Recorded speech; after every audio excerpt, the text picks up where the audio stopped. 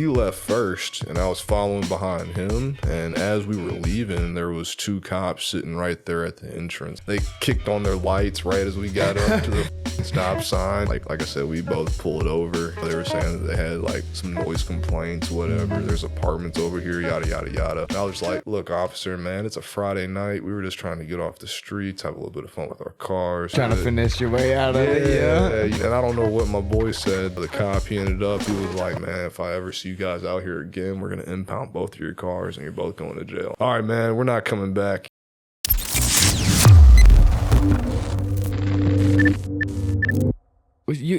I've seen you do kind of like a lot of street drifting and shit too.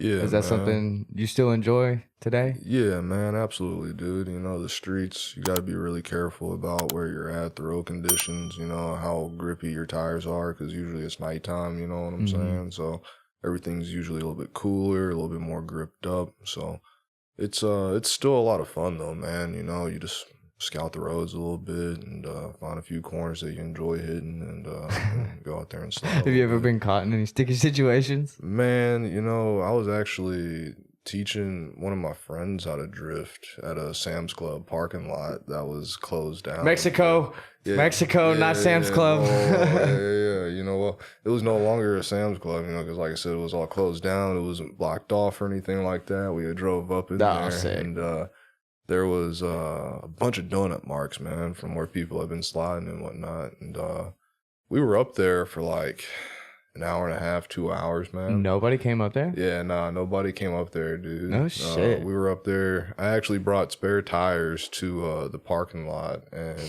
I actually shredded my pair of tires, just messing around, sliding throughout that parking lot, doing first, second gear stuff. I'm sure it was pretty fucking rough being abandoned. Dude. Man, it actually was really, really smooth pavement, man. It was like, wow. Yeah, it was like a really, really nice surface. That's surprising. That lot wasn't actually that. It wasn't that bad at all.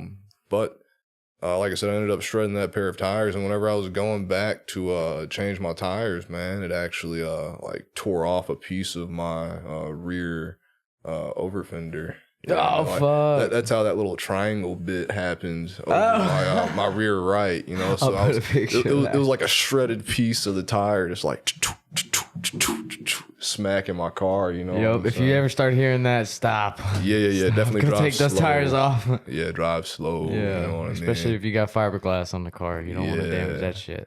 But the funny part about this whole story was there was actually cops sitting. So there was only one way in, one way out of this parking lot. So like the cops, they didn't come up to the parking lot as we were doing our drifting and practicing. You know, just camped out there at the entrance waiting, didn't they? Yeah. Dude, it was so funny, bro. So like, it was cool though, man, because my boy made so much progress so quick, and he was able to do donuts around the light pole, like literally within 10 minutes, you know. Hell yeah. What was he in?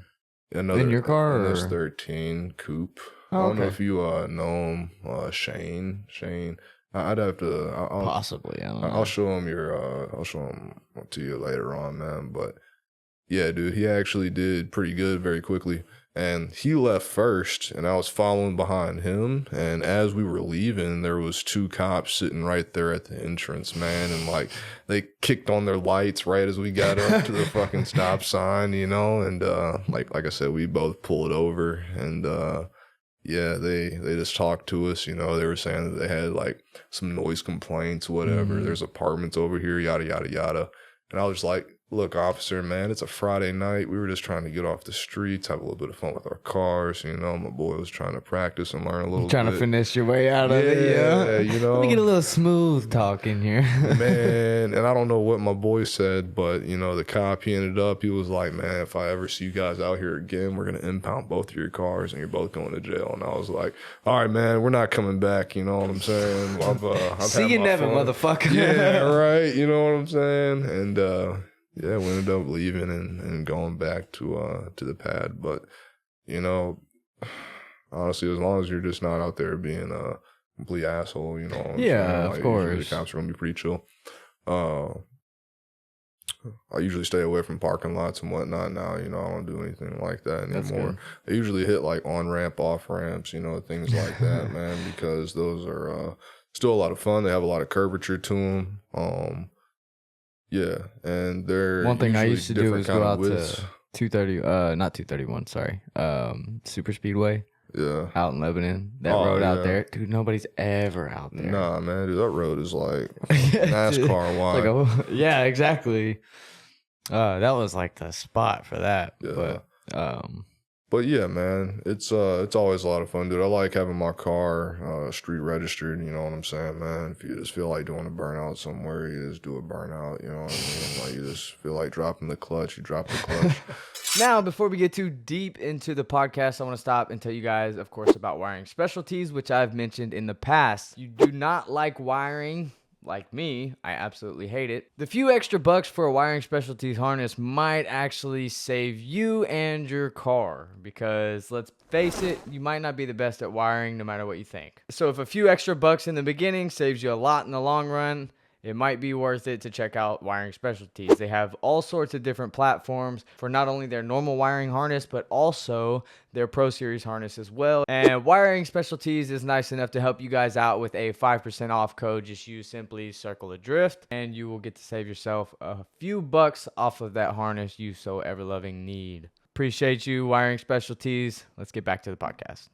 When you bought the car, was the original plan drifting, or was that just solely going to be your daily? Nah, man, I was gonna drift it from the get-go. Yeah. I kind of knew that. I told my mom I was gonna use it to practice my mechanical abilities while I was in school, you know. But I was like, what a lousy excuse. yeah, you know what I'm saying. I was like, dude. Mom, look, I'm just buying this car so I could. It's an turn some investment, I swear. wrenches. Yeah, it was the best investment of my life. I guarantee you that. But yeah, man, that's how it all started. But I knew in my core, I was like, yeah, I'm gonna fix this thing and I'm gonna go slide this thing, you know. So like, Hell yeah. obviously, when I first bought it, everything was worn out. So like, I took it to the alignment shop to get it aligned, you know, and they were like, your ball joints are shot, your tie rod is shot, you know, like everything on your car. Throw the car away. Just throw it away. Yeah, just break it, you know.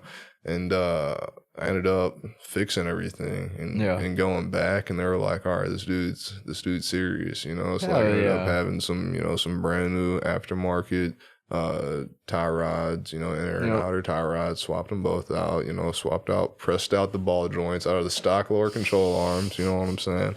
Like I said, I was in school during the time, you know what I mean? So I was like, all right, whatever, this is nothing, man. So I was just learning more, you feel me? That's good, yeah. In all honesty, it's good that I learned how to do all of that stuff, you know? Like I'm an advocate of working on your own stuff because you at least know what went wrong if something does break, and you only have yourself to blame. And that's the biggest thing for me is I don't want to be put in the situation to blame somebody else for my car being fucked up if something does happen. I want to be able to just blame myself and fix it. That's it. Yeah, I totally agree with that, man. Have you found any roads that are kind of resemble Toad style stuff around here? Man, I mean, if you go out to like the Tail of the Dragon or something like that's that, about as close as you. That'd be way too sketchy. Don't go do that. You know, the Tail of the Dragon is cool, but I don't think many people would drift it. You know, there's actually a lot of people that, you know, ride bikes and things like that out there, you know. So whenever you're drifting, you're kind of all over the road unless you're really, really controlled. Tail of the Dragon, like the unspoken rules is you don't fucking cross that yellow line no matter what. Precisely.